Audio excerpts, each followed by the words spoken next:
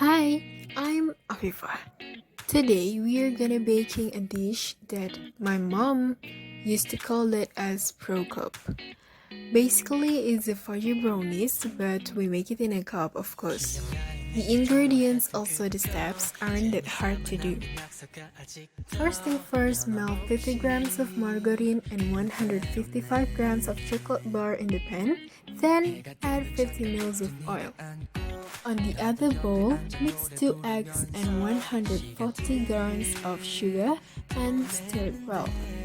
At the same bowl, add 80 grams of all-purpose flour, 20 grams of cornstarch, and 30 grams of cocoa powder and mix it well.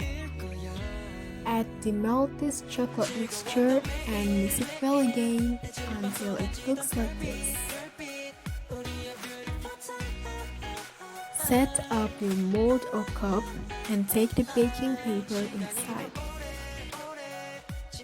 Pour the mixture into it and add any toppings that you want. I use chocolate chips in this video. Preheat your oven for 10 minutes and you can listen to music while waiting. Bake your brownies at 175 Celsius in 15 until 20 minutes.